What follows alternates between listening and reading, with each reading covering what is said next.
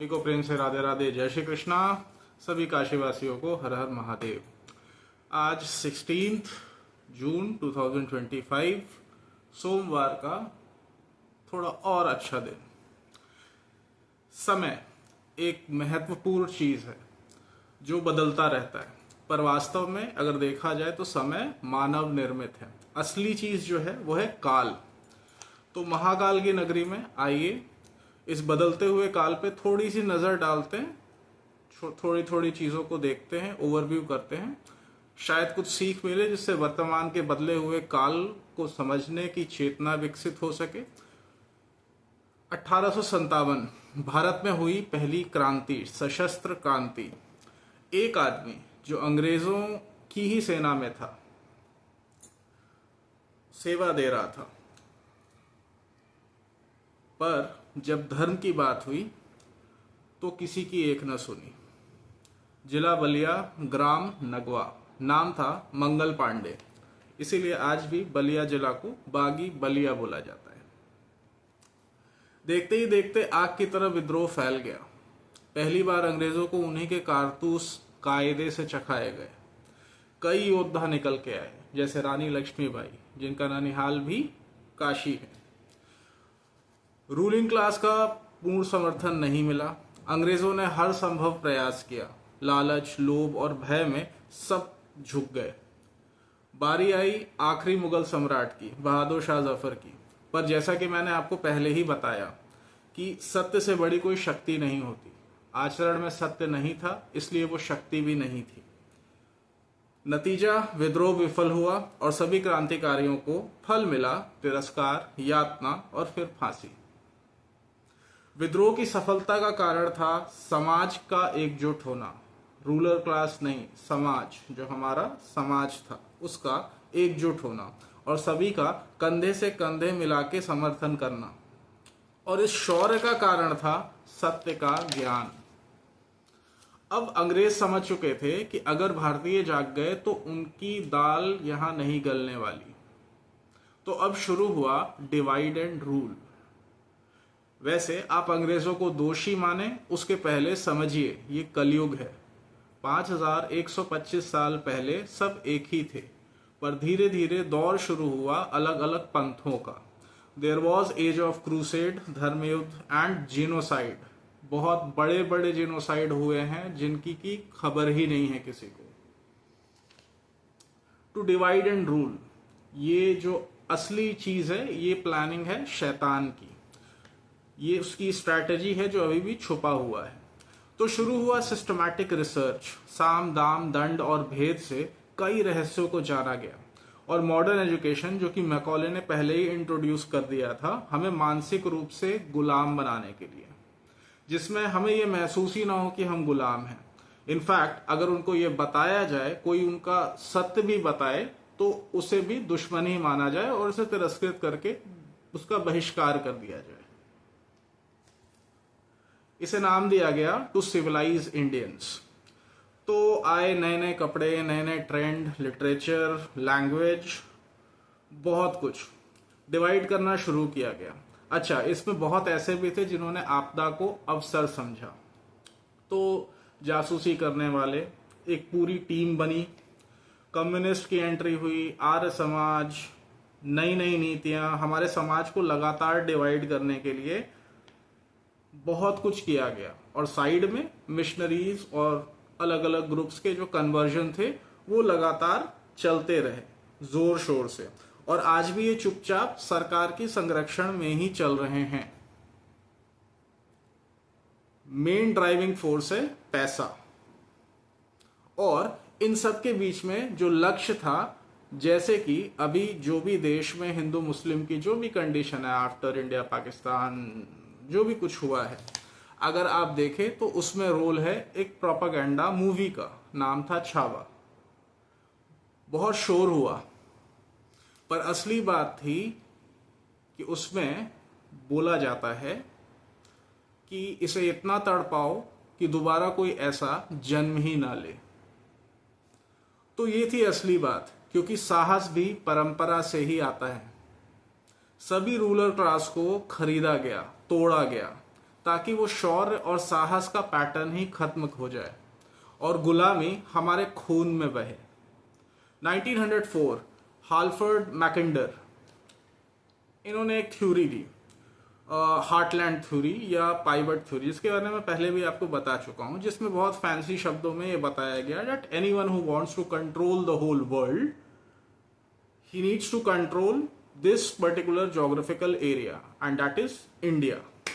अब सुनने में बड़ा अच्छा लगेगा, पर ये वो समय था जब अंग्रेज जान चुके थे इंडिया का स्पिरिचुअल पावर, क्योंकि असल में भारत एकमात्र भूमि है जहां है 52 शक्ति पीठ, शक्ति जो सब कुछ चलाती है।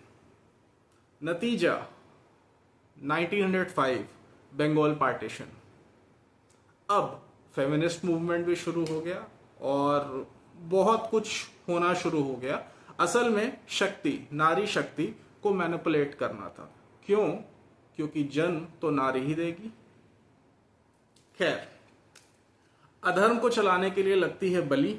तो सब जानने के बाद 1914 टू 1918 तक फर्स्ट वर्ल्ड वॉर चला। अंग्रेजों के सबसे बड़े सहायक बने भारतीय, जिन्हें युद्ध लड़ने के लिए भेजा गया और सैकड़ों का पता भी नहीं चला। वो अलग अलग जगहों पे, अलग अलग देशों में पता नहीं किस हाल में थे, किसी ने कोई उनकी खबर भी नहीं ली। 1915 में पूरी ट्रेनिंग लेके आए महापुरुष गांधी जी, जिन्होंने बड़े प्यार से हमें अहिंसा का पाठ पढ़ाना शुरू किया। बहुत जोर शोर से प्रचार प्रसार किया गया, महात्मा भी बना दिया गया, जो आज बड़ी आसानी से हो जाता है। आप देख रहे हैं बहुत सारे लोग आपको दिखेंगे जो अचानक से इतने बड़े हो चुके हैं। नाम मैं नहीं लेना चाहता, निंदा करने का कोई मेरा अभिप्राय नहीं है। तो ये एक्चुअली इस पैटर्न की शुरुआत यहां से हुई, क्योंकि सबसे ज्यादा जरूरत थी हमें स्पिरिचुअली मैनिपुलेट करने की। और आज भी ज्यादातर जनरेशन को अगर मैनिपुलेट करना है तो कहीं ना कहीं स्पिरिचुअल मैनिपुलेशन का ज्यादा यूज किया जाता है। चाहे जितने भी नए नए उभरते हुए आपको कथावाचक दिखें, भूत प्रेत भगाने वाले मिले, या जो भी आपको देखने को मिलता है, इंटेलेक्चुअल बातें करने वाले, या बहुत सारी चीजें ऐसी, but it's all manipulation, nothing else. खैर, अच्छा, जितने हमारे असली क्रांतिकारी थे उन्हें जासूसों और लालची लोगों की मदद से धीरे धीरे एक एक करके साफ कर दिया गया। 1916 में पहला यूनियन हुआ कांग्रेस का between the extremist and the moderates. Year 1921 entry होती है सुभाष चंद्र बोस की। सुभाष चंद्र बोस समझते समझते 1938 में अपनी कार्यशैली और वास्तव में प्रसिद्धि से कांग्रेस के प्रेसिडेंट बने, पर आर्टिफिशियल और मुखौटे पहने हुए लोगों को यह रास नहीं आया। He was the first leader to understand this, और बहुत कुछ उन्हें पता था because of his knowledge. He was a very learned person in philosophy, psychology, बहुत कुछ उन्होंने पढ़ रखा था। आप उनके बारे में जानने की कोशिश करिए। And yes, he was well aware of the real spiritual wealth of India. और सब समझ के ही उन्होंने बोला कि तुम मुझे खून दो, मैं तुम्हें आजादी दूंगा। क्यों? क्योंकि असली गंदगी खून में ही हो रही थी। देश से निकलना पड़ा, इसका नतीजा, फल, देश से निकलना पड़ा बिकॉज ही वॉज डिक्लेयर्ड, खतरा थे वो बहुत बड़े। तो देश से निकलना पड़ा, but out of nowhere he made the first Indian army, he made the first Indian bank, he also made the first Indian government with a proper protocol.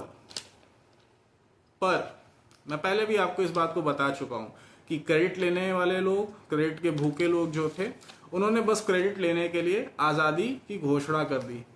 हम बह गए फिर से। पर आज भी India is only a biggest market and the most manipulated workforce, जिससे कुछ भी करा लो, पैसे दे देना बस। खैर, हम आजाद तो हैं, एक दो दिन भी मनाते हैं, पर ठीक वैसे ही जैसे अंग्रेज हमें सिखा के गए थे। प्रोटोकॉल आज भी सेम है। 26 जनवरी की परेड में देख रहा था, वो लाल ड्रेस में सैनिक चल रहे थे और रथ में प्रेसिडेंट बैठे हुए। It was a for me to watch all these things, और मुझे ये सब it seems very shameful because again I know the reality also. 1945 तक सेकेंड वर्ल्ड वॉर, 1947 इंडिपेंडेंस और 1949 में अटलांटिक ट्रीटी, जिसमें सारे बड़े बड़े देशों ने मिलकर समझौता किया कि अटलांटिक में किसी को घुसने नहीं देंगे। इसका सच जानना हो तो देखिए एक फालतू सी मूवी, पर असल में रियल ज्योग्राफी और असली खेल को काफी हद तक समझाती है। नाम है एंटमैन एंड द वॉस्प, बहुत फैंसी नाम है, क्वांटम मेनिया। तो कई विचारधाराओं में लोग बहते आए हैं और खुद के विचारों पे कभी ध्यान ही नहीं दिया गया, बस सामने जो दिख गया हम उसमें चलते गए। अभी भी हम एक विचारधारा में बह रहे हैं। पर अधर्म किसी का नहीं होता, सबसे पहले वो उन्हीं को निगलता है जो उनके अपने होते हैं। फॉर एग्जाम्पल, देश में काफी समय से बहुत ज्यादा कंफ्यूज स्टेट में हैं वो लोग जो कि एक्चुअल गांधी जी के साथ थे, कम्युनिस्ट, मुस्लिम्स। वाइब्रेशनल लेवल पे अगर देखा जाए तो condition is very bad, the frustration level is not healthy level at all. और of course all over world जो सारी कंडीशन है वो सबको पता है। खैर, फिलहाल मजे में दिख रहे हैं क्रिश्चियंस, मिशनरीज एंड पॉलिटिशियंस, पर देखिए विभत्सता। आज के समय में एक रेयर प्लेन क्रैश होता है, विजय रूपाणी जो 2016 से 21 तक गुजरात के सीएम थे, बाकी प्लेन में भी ज्यादातर गुजराती थे और पढ़े लिखे सोफिस्टिकेटेड लोग थे जो लंदन जा रहे थे। गिर जाता है, जहां गिरता है वहां भी सोफिस्टिकेटेड बनने की ओर जा रहे थे जो लोग, वो लोग खाना खा रहे थे, बचे बहुत कम लोग। So that is the harsh reality. In fact ये जो संचार क्रांति आप देख रहे हैं, अगर आप इसका भी पैटर्न अगर देखेंगे तो it all had started after 9/11।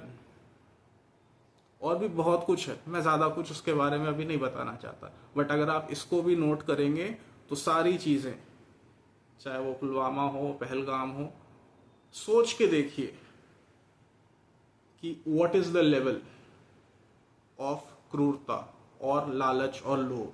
Power का नशा बहुत बड़ा नशा होता है जिसमें सब कुछ ताक पे लग जाता है, आत्मा भी।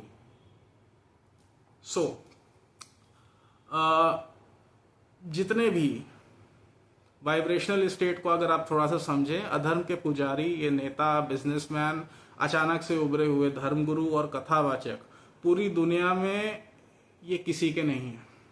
खुद डूब रहे हैं, ये इनको पता है। बात अब ये है कि ये कितनों को साथ ले जाते हैं।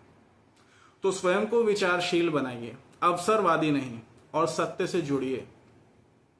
सत्य सीधा चेतना पे प्रहार करता है पर मुक्ति देता है, और मुश्किल है पर इससे सरल कुछ नहीं। ये जो सरलता आपको यहाँ पे दिखती है, ये जो इमोशंस आपको अलग अलग यहाँ पे दिखते हैं, वो आपको नहीं दिख सकते कहीं और। पिछले काफी लंबे समय से मैं बहुत कुछ बता रहा हूँ, कई लोग हंस रहे हैं, मजे भी ले रहे हैं, कुछ रोक भी रहे हैं, तोड़ भी रहे हैं, पर मैंने अपनी जिम्मेदारी से मुंह नहीं मोड़ा। और पता मुझे खुद नहीं था कि मैं यहाँ तक, इस हद तक ये सारा चीज होगा, मुझे नहीं, खुद नहीं पता था, बस मैं चलता रहा। It is something which was unknown, I was just walking. खैर, रुकने और हारने के लिए मैं बना ही नहीं। जब मैं बात करता हूँ सीता की तो मैं किसी नारी की बात नहीं करता, मैं उनकी भी बात करता हूँ, बट साथ ही साथ शिक्षा, जिससे रक्षा हो, सेवा हो। समाज के योगदान के बिना ये सारी चीजें नहीं हो सकती। यदि समस्या है तो समाधान भी हमेशा है, पर हम ड्यू टू इग्नोरेंस देख ही नहीं पा रहे। वही बात है, दिया तले अंधेरा। खैर, आपके आइडल जिनको फॉलो कर रहे हैं, अमेरिका 22 जगहों पे विद्रोह हो रहा है और इकोनॉमिक कंडीशन बहुत अच्छी नहीं है।